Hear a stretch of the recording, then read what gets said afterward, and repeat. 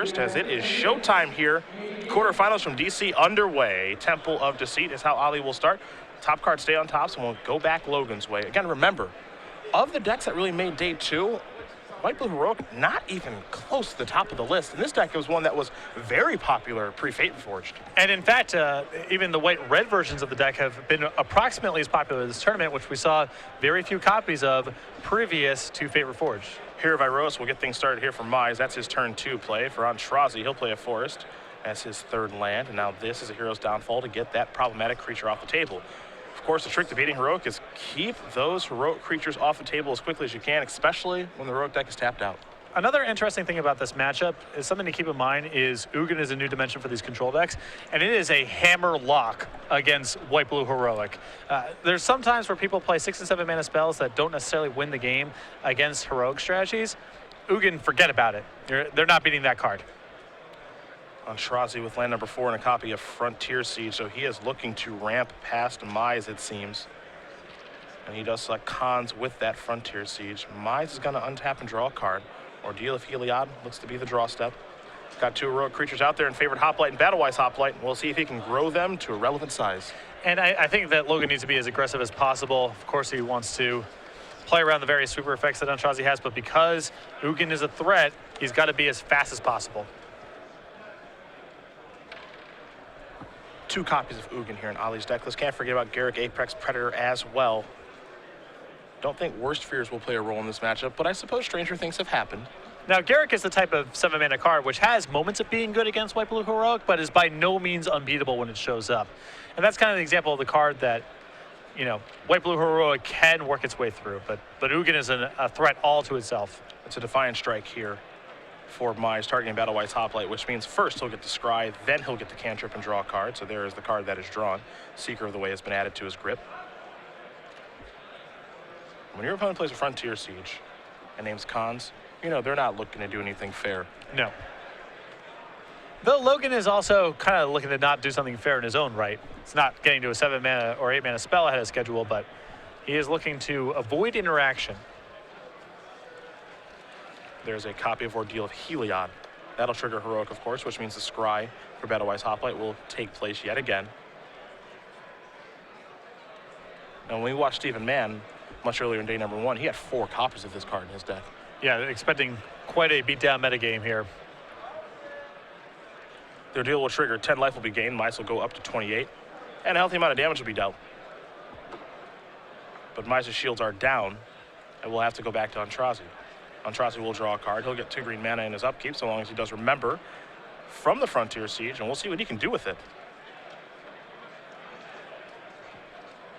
Looks like his draw for the turn was a copy of Hero's Downfall.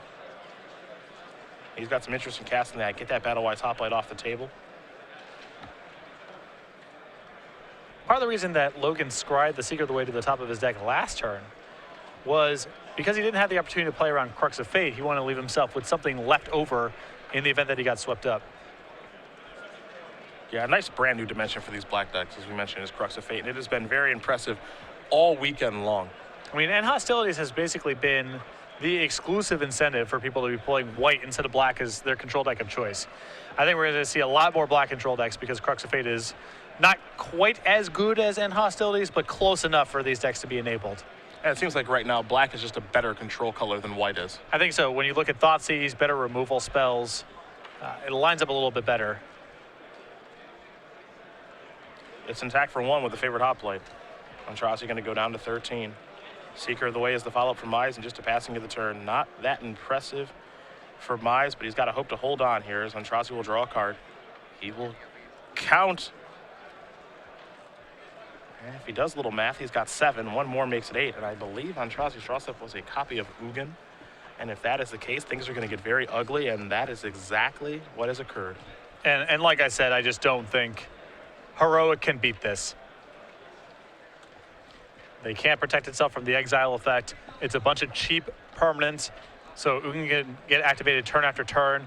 And if Ugin never gets low, because it's easy enough to switch to its plus power, which also kills creatures. This is just an almost unbeatable package.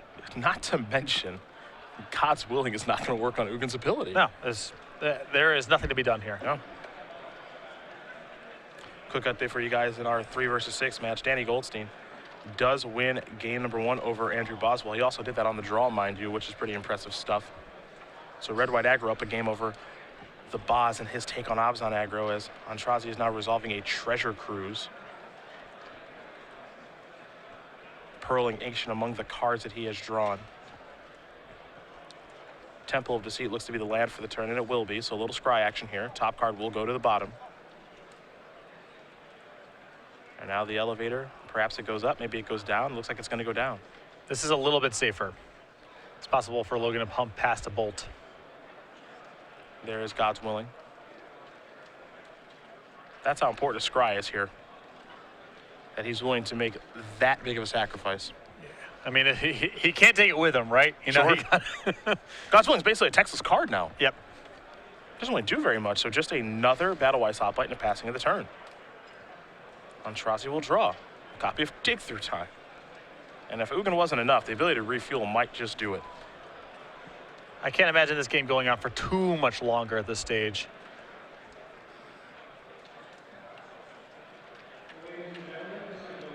Pearl Lake Ancient also not shabby here. Not at all.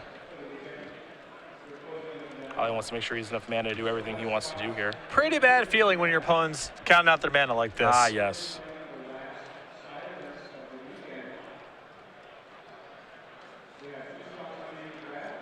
With 5 mana plus 2 from the Frontier Siege and 1 from the Treasure Cruise, that equals 8, and that means it's time to go through time. So Aintrazi will take a look at the top 7. And he needs to take 2 of them with him. Throw this Dig Through Time, not all that impressive. That last card will help save it a little bit there in Hero's Downfall, but 2 Caryatids and then just a bunch of lands. But the win's already in play. Yeah, Ugin just seems like it's too much for this white-blue rogue deck to overcome, but you never want to get it to this point. You never want to let them cast a 7 or 8 mana spell, no matter what the matchup is. And that's why the separate denials that are in Logan's sideboard are so important here. It's a way to keep Ali from actually resolving Ugin. Game 1, he has no recourse to this.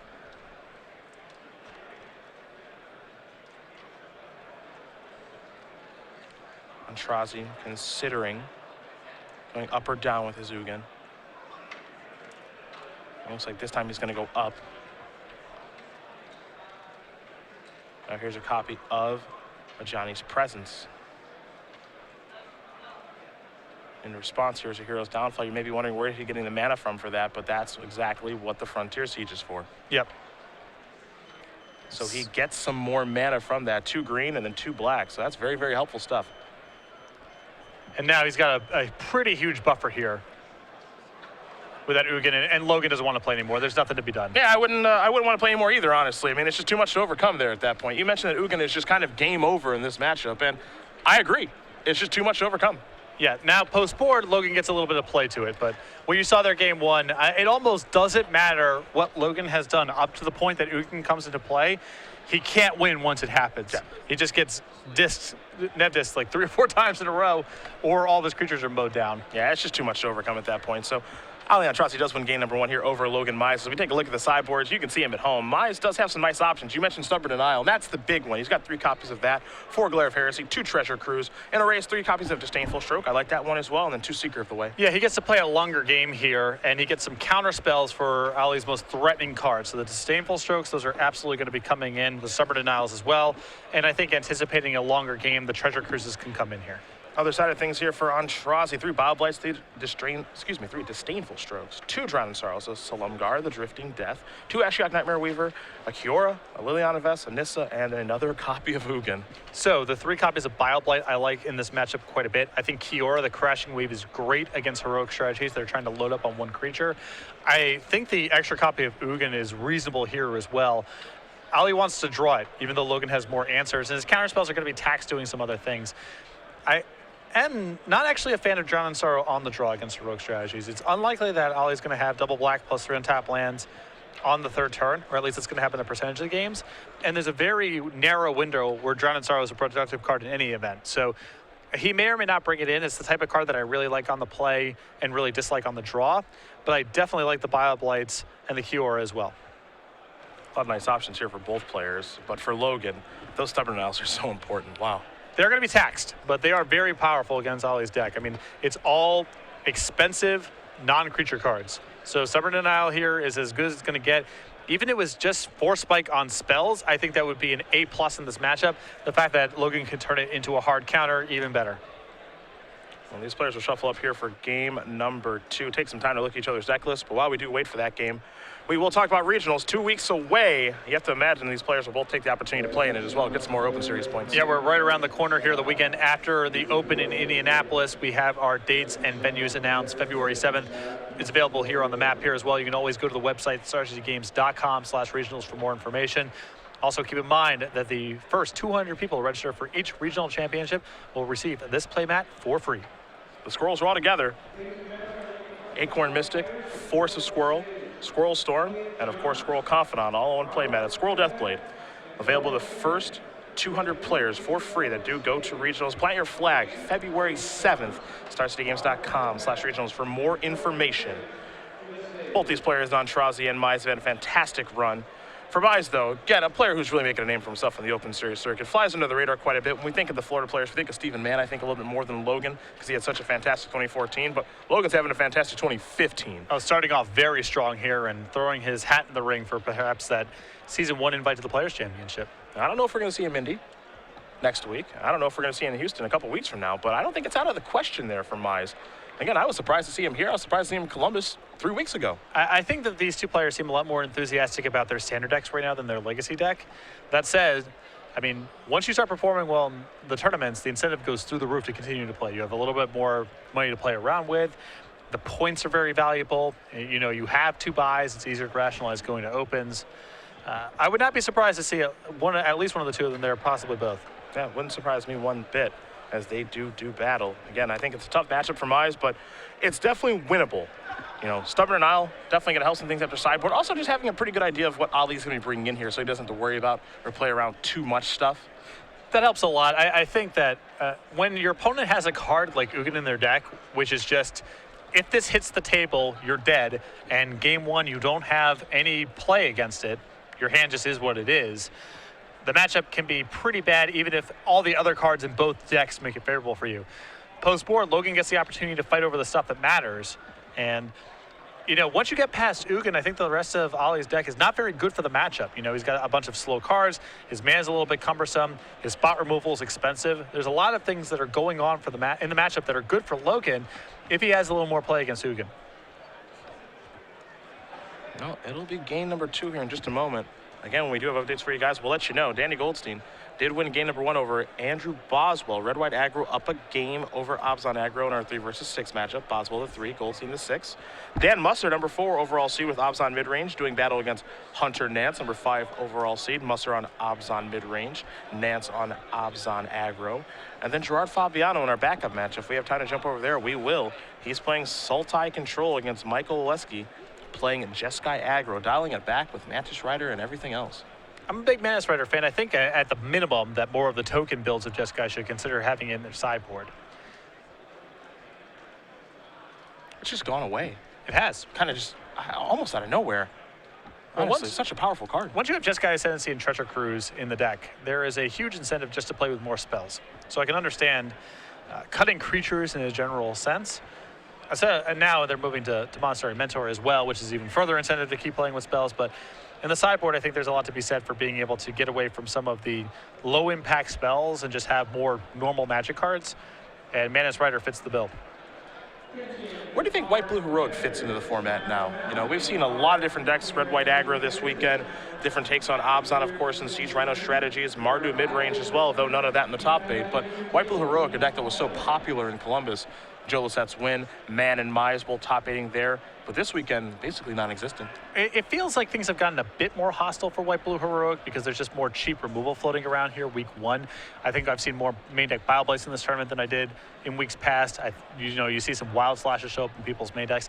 That said, you know, you look up and down this top 8, there's still a lot of Siege Rhinos, and typically White-Blue Heroic matches up very nicely against those kind of decks. So as long as there's green decks that are playing slower removal spells, and pure control decks that really struggle to beat Stubborn Denial backed up by a curve of creatures, I think this deck's got a home.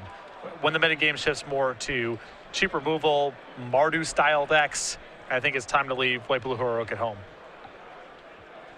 Well, it's certainly on the decline for this tournament, though. Mize, a big fan of this strategy. Some changes to his version this weekend. Much different than what we saw in Columbus. Again, those 4 Ordeal of Heliod's, very telling to go on with the 4 copies of Ordeal of Thassa. Expecting a lot of low-end aggressive decks, and probably anticipating a lot of the mirror as well, where Ordeal of Heliod is quite powerful. Quick update for you guys on our 1 versus 8. Our backup match, Gerard Fabiano. This is his tournament so far. Up a game here over Michael Waleski's Sultai Control, up a game over Jeskai Aggro. Just running through this tournament. Took a loss to Andrew Boswell day 1. I believe his other loss, a concession to Ali Aintrazi to lock him into the top 8. And now up a game, first overall seed. And I think Gerard wants Ali in the top 8 too. I think it's a good matchup for his deck. Oh, I think so too. Yeah. Ali going to send it back. Did not like what he saw. Mize ready and waiting with his 7 cards. Take a look at the pathway for Gerard. His next matchup, 4 versus 5. If he does win against Michael Waleski, it's the winner of Dan Musser playing Obs on mid-range against Hunter Nance playing Obs on aggro. So, not a bad bracket. No. I mean, I think there's a couple tough matchups floating around for him here. I think he'd like to avoid basically the right side of the bracket besides Aintrazi. Obs on aggro, red-white aggro, white-blue heroic. Not the matchups that Gerard wants to seize, but I think the left side of the bracket's pretty solid for him.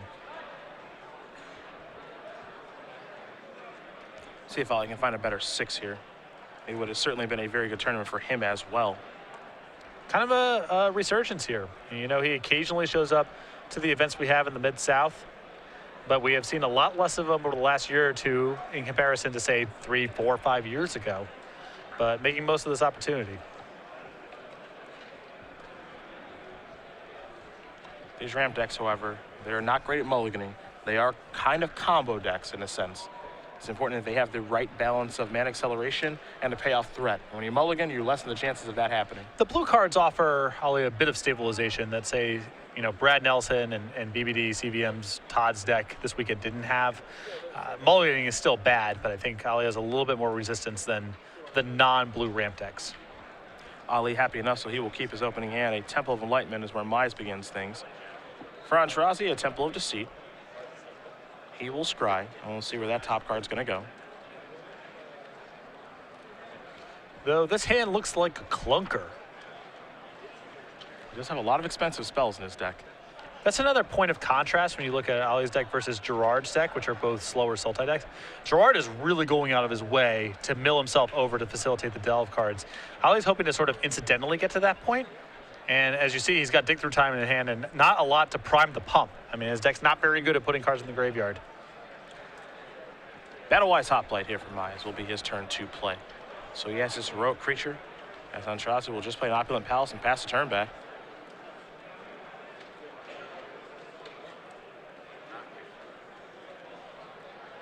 Mize's third turn could be a nice one. We'll see if he has some way to turn up the heat here with the Hoplite. You see he's got a Disdainful Stroke in hand, and that's a big card against Aintrazi.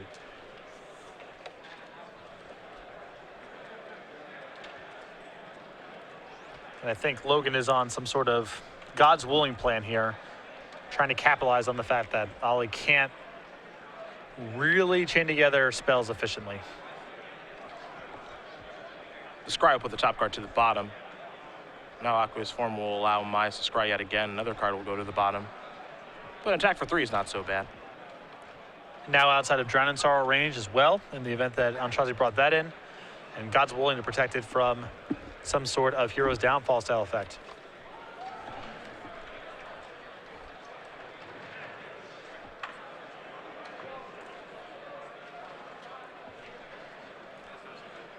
Aintrazi with a third land, the ability to cast Hero's Downfall. The question is, does he want to cast it now or wait? Looks like he wants to cast it now, so he'll go after the Battle-wise Hoplite. But Mize, he's ready with the God's Willing.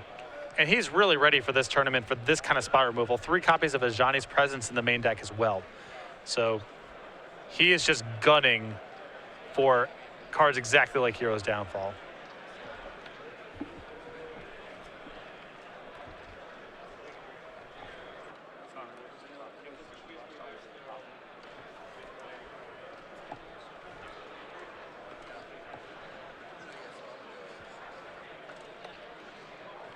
I think Logan is definitely in the market for land number 3. Sometimes these white blue heroic decks run really light on resources, but his hand's all 2-mana spells, so he can't really develop past this unless he's willing to risk tapping out, which I don't believe he is.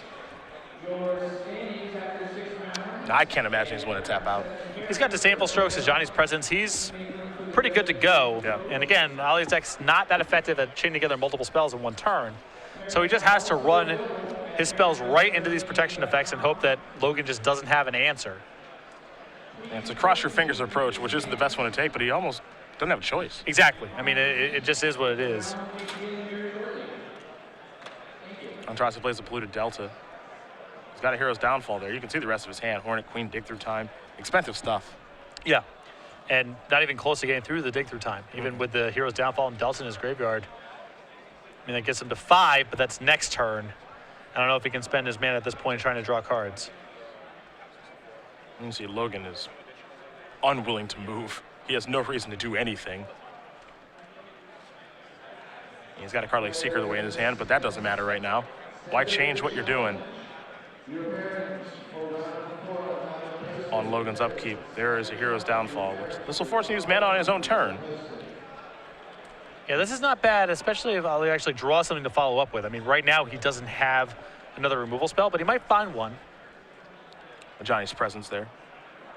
We'll take care of the Hero's Downfall. Mize will draw a copy of Manic Influence. That's what he's looking for. An untapped land to be able to represent Disdainful Stroke. Here's an attack. A little scry yet again from Aqua's form. But at least now there's some... Hero's Downfall is turned on for Aintrazi. It slides under Disdainful Stroke. I don't think Logan has another protection effect in hand. So at least Aintrazi has some draws now. Pass the turn back over to Aintrazi. Will Mize. Feels very Protect the Queen-esque here from Mize. One threat, don't let it die. Aintrazi going to go down to 6 after sacrificing polluted Delta on the upkeep. Ugin would have been his draw step. That would not have been a very good one. No. One of his best cards in the matchup, but not in this particular spot. I would say so.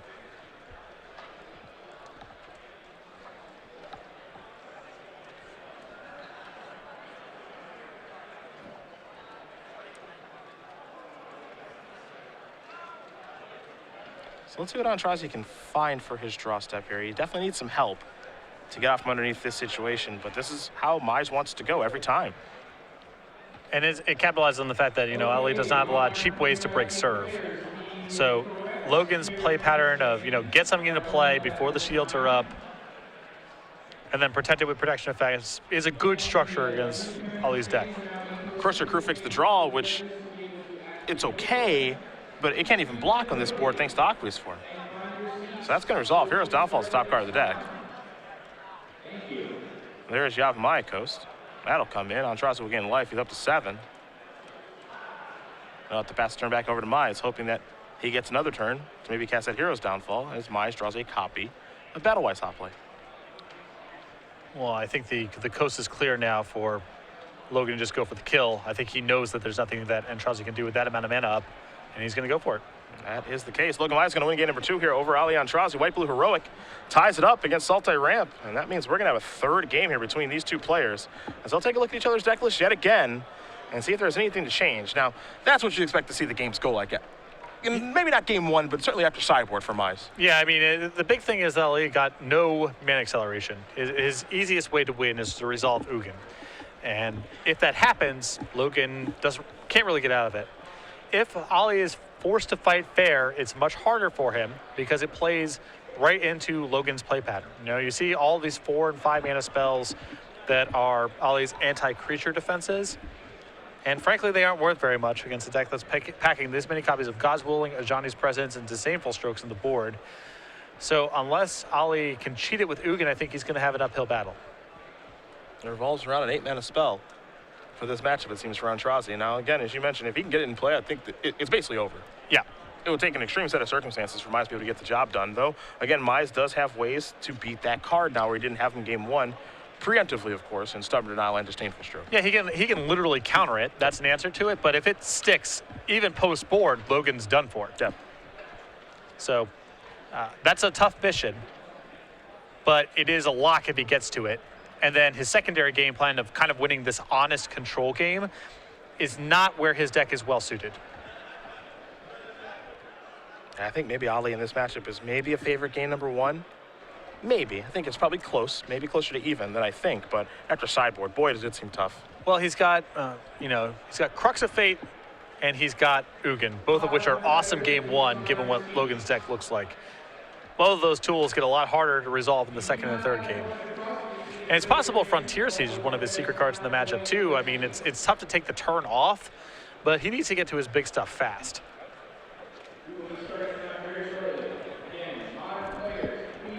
We'll see if Aintrazi can get some ramp going and try to steal this one. He definitely has some draws that can come together and materialize that are quite good in the matchup, but he's got to get some acceleration going. Yeah. Carriata is really important. I mean, he's got some cards in the matchup that do matter a lot, and they really polarize his draws. Particularly on the draw, I think Ali has to be comfortable mulliganing even okay-looking hands. Things that, the first play of the game is something like turn 3 Hero's Downfall. Maybe on the play, that's fine. I think on the draw, those hands are really hard to keep. Yeah, I think so. I know ramp decks can't mulligan a ton, but, that hand that Ali kept, maybe he felt he was forced to keep it, but a lot has to go right to be able to win with a hand like that. Yeah. Again, updates on other matches for you guys very quickly. Gerard Fabiano up a game here over Michael Waleski, number 1 overall seed, and Fabiano playing Sultai Control. Up a game over Waleski playing Jeskai Aggro. Our number 4 overall seed, Dan Musser playing Abzan mid-range against Hunter Nance. Number 5 playing against Abzan Aggro. No update there just yet. Then Danny Goldstein playing Red-White Aggro. Up a game over Andrew Boswell playing Abzan Aggro, a much lower to the ground version. Boswell the 3, Goldstein the 6. Winner of that match, which we've just been told is Danny Goldstein, plays the winner of this match. So Red-White Aggro, the most represented deck here on day 2. Moving on to the top 4. And, we didn't get to watch the game, so we don't exactly know what happened, but I suspect that if you just look at the spells in each other's decks, the matchup is very close, but the lands put Boswell at a pretty big disadvantage. A good run for the Boz, number 15 overall seed. On our Season 1 leaderboard, this will help move up a little bit. So that's good for him.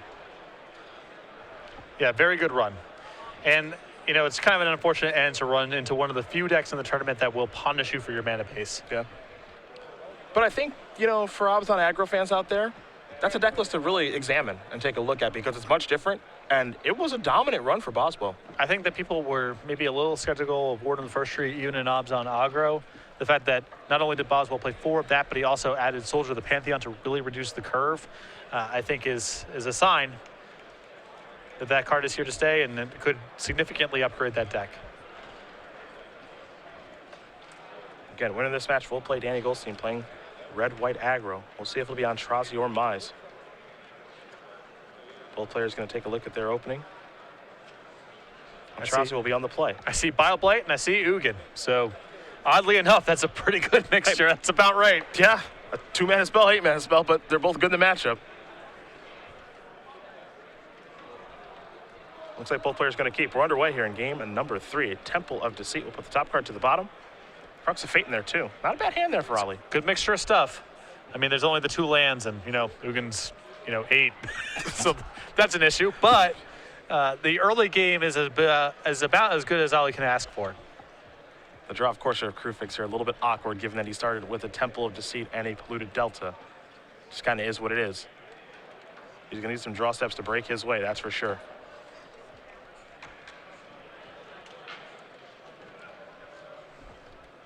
Mize going to search up a Plains there with Flooded Strand. Time to draw.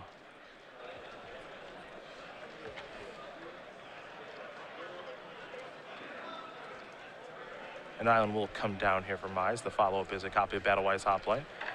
And Mize will send it back over to Ali. Ali going to consult the hand, see if he wants to cast Bobblight now or perhaps take a draw step first. Well, he doesn't want to thin his deck out of lands as a small consideration, but just, I suppose he can just draw. The risk is that, he might want the mana open to kill something on Logan's next turn. Well, there's a forest. That's a pretty good draw. Now he'll sacrifice the Delta. I imagine he'll be searching for a swamp, but we'll see in just a moment. And there is the swamp.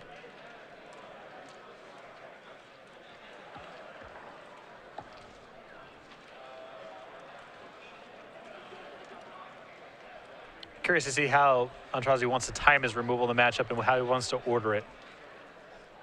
Yeah, does he want to go Blight here or Hero's Downfall, for example? Right, it's do you want to get the most expensive card out of your hand first so you can play a bunch of cheap stuff later?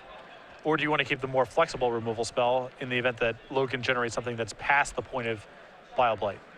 Oh, there is the Blight, so he'll use that to play the Forest and simply pass the turn back. Might as well draw a copy of God's Willing here.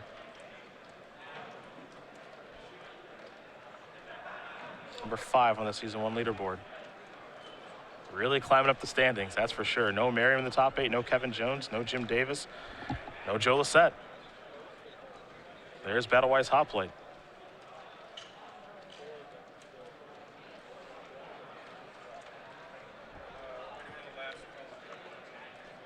Pretty big draw there in Sylvan Caryatid.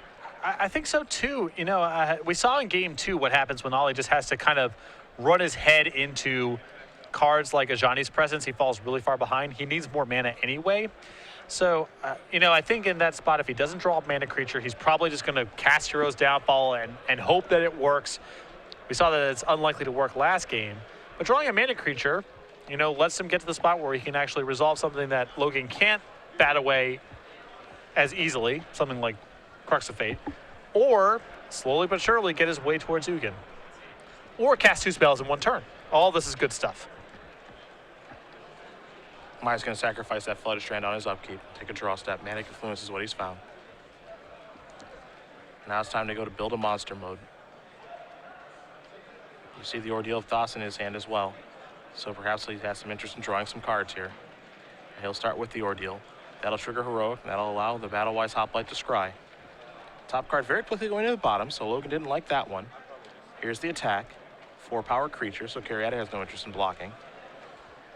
And Mize 1 attack away from getting 2 new cards. But of course, he always wants to keep those shields up, so that's why the mana is available for God's Willing and Stubborn Denial and Disdainful Stroke, among others. And you can see part of the challenge of the removal spells like Bioblight and Drown Sorrow in the matchup. Once Logan gets one opportunity to put something on one of his creatures, it often gets past the point where those cards even work. And that's an issue. People load up on these cheap removal spells, you know, these shock effects, these Bioblights. They're good, but they're only good for so long. Of course, our Crufix is going to come down. There's an island. That'll trigger the Courser, of course. So Aintrazi is going to go up to 16. See, the top card of Zek is another Courser, and all Ali can do is just pass the turn back. Might as well draw. Another Ordeal. He's getting the shop all set up. I mean, he doesn't want to push his advantage too far and lose out on mana because he needs to protect this thing, but an Ordeal creates quite the monster and lets him draw a bunch of cards. Heroic trigger. Time to scry. Top card stays on top there for Mize. Now he's going to come into the red zone. Resolve these triggers. He'll draw 2. He'll draw 2 more, and those are some good ones to draw. A couple copies of God's Willing in there. Yeah, this is an excellent set of cards here, and Ali's getting to the point here where he might have to just cross his fingers and hope Crux of Fate is good, because I think spot removal is basically shut off at this point. I think that window's closed.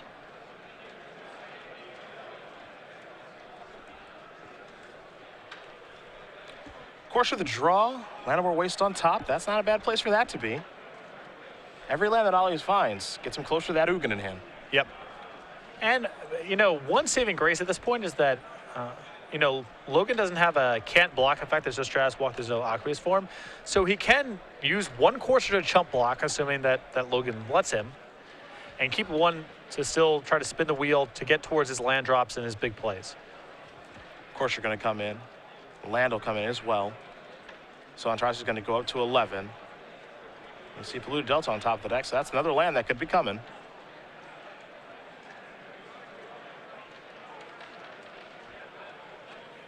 And Aintrazi's hand, oddly enough, you're going to find a copy of Worst Fears there as well. That is ambitious. Well, it's a tough matchup for him after sideboards. Perhaps you do need to get a little ambitious. I agree with you, of course. That effect of that mana cost is ambitious. Just hoping to put a bunch of creature enchantments on his Caryatid or something. Cast everything and maybe cast Crux of Fate. Sure. You can definitely get creative. That's for sure. Just thinking 8's a lot. At least Ugin is a hammer lock, game over, ring the bell kind of play. That's not quite the same. I don't think anyone's disagreeing with you for what it's worth. Looks like he didn't draw a card off a Defiant Strike. So a little mistake there. Now we'll cast a God's Wing. Looks like Logan might be trying to go for the W here. Yeah, it looks like it. I mean, he can set this God Willing to black, and then that shuts down Ali's interaction if he has some other protection or can't block effect. That's going to be it. Yep. Ali's going to go reaching for a removal spell now. He's going to show him, not Ugin, Hero's Downfall. There's another copy of God's Willing. So this is a neat little trick because you name with God's Willing on resolution. So he casts the first God's Willing. Does that resolve? Yes, I'll name black. Yep. The other way he can do it is I'll cast God's Willing. Do you respond? Do you Hero's Downfall? Okay, I'll play a second God's Willing, name black. Then the first one names green. He's got it locked up either way. Going to get the job done. Logan Mize is going to win this match here over Aintrazi. 2-1. White Blue Heroic takes down Aintrazi in his Sultai ramp deck. It's been a fantastic run for Ali. Looking forward to him putting out some content about this deck, because I know a lot of people have been wondering. And of course, you can check out the deck tech with him about it. But look towards Star City Games this week to see something from Aintrazi.